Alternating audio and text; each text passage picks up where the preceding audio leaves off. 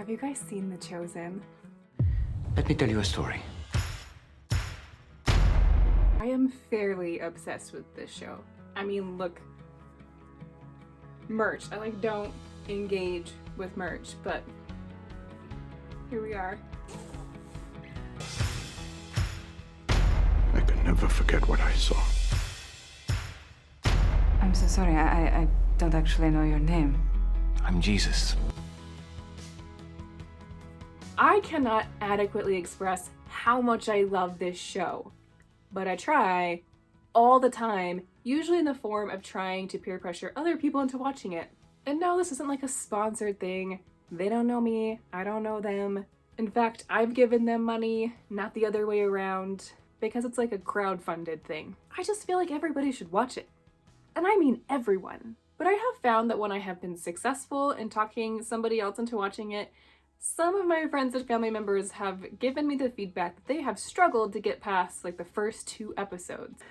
And I get it. I remember when I first sat down to watch the show, I just kind of spent most of the time dinking around on my phone during the first couple of episodes, mostly because it seemed really slow and it was hard to follow. I know, what a winning endorsement, right? But by the time that I watched the 8th episode, I was hooked. And I immediately went back and binge watched the whole thing from the beginning, and I loved it. And I can say now, from the vantage point of having watched it at least a half a dozen times, that the first episode is among one of my favorites. So I'm making this video for those of you who maybe struggled through the first 2 episodes and just don't know if you want to go on. I'm going to give you all the foundational information that you may need to be able to understand what's happening. And there will be spoilers, but isn't that kind of the point? They're not going to be big spoilers though. I mean, it's not like I'm going to tell you that Jesus dies and is resurrected. My bad.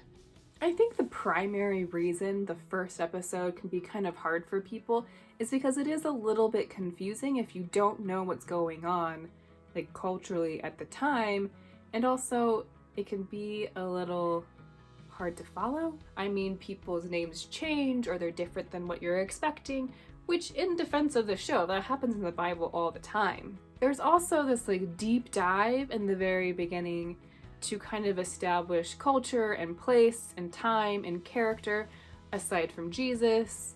And if you're anything like me, you were probably watching it very distractedly thinking where's Jesus? I thought this show was about Jesus. But ultimately, the thing that can feel like a hurdle at the very beginning of this show, in my opinion, ends up being the most rewarding aspect of it at the end. I feel like there's a metaphor in there somewhere. The thing that's the most compelling to me about The Chosen is the fact that the creators dare to acknowledge the culture and the humanity of the people who surrounded Christ.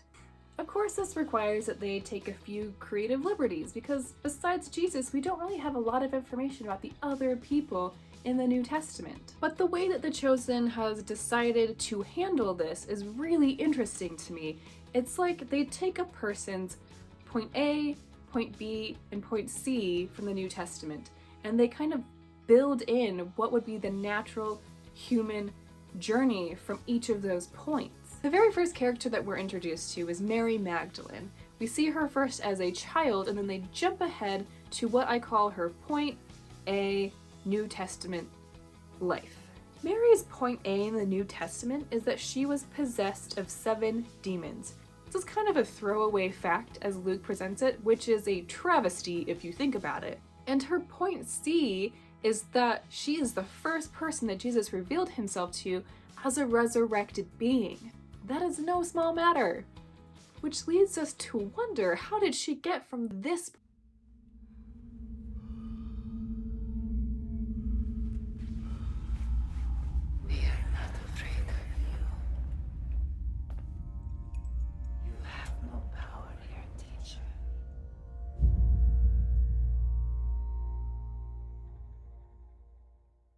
to this point C? That is quite the journey. And yes, we know that Mary's point B is that she was redeemed by Jesus.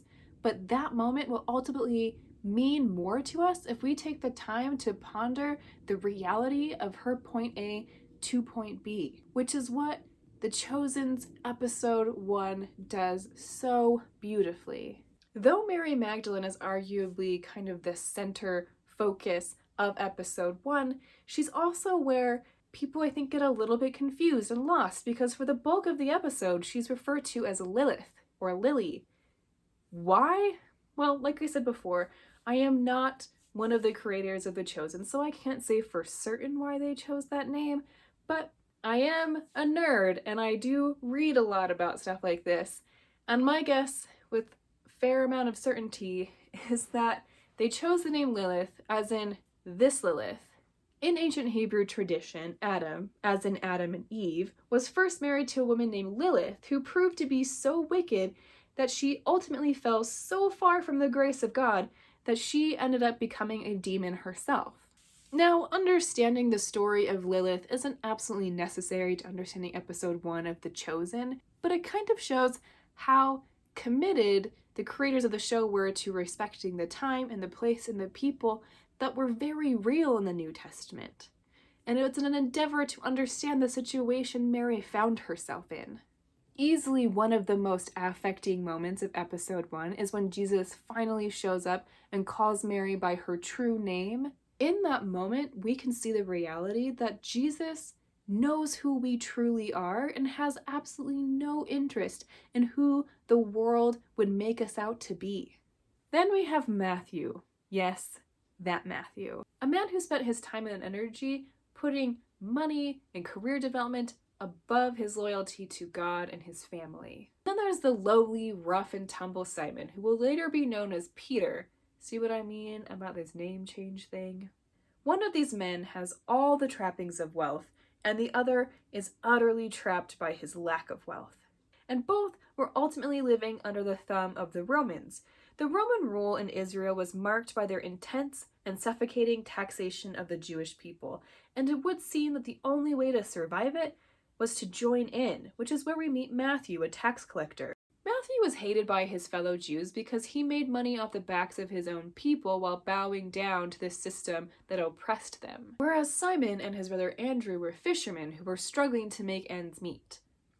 The Chosen portrays these opposing struggles by showing that both men were engaging in behavior that they knew from their religious upbringing to be wrong. Simon through fighting, gambling, lying, breaking the Sabbath, and making shady deals, and Matthew by sneaking around, playing the system, and ignoring the suffering of those he collected taxes from. So the question is, how did Simon go from being this lowly, rough, short-tempered fisherman to the man that Jesus would put at the head of his church?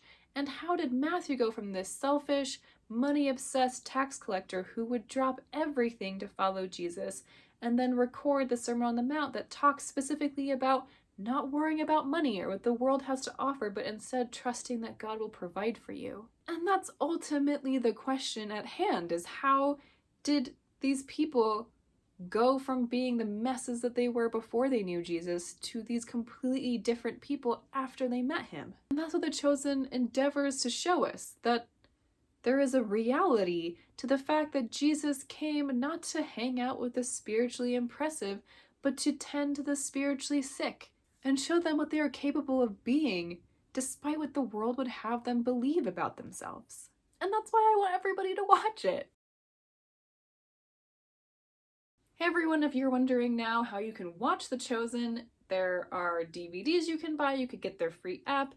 You could watch it on their website or here on YouTube. I know a few of their episodes, maybe all the episodes are on YouTube. I will link it all below in the description. I hope that you love it as much as I do.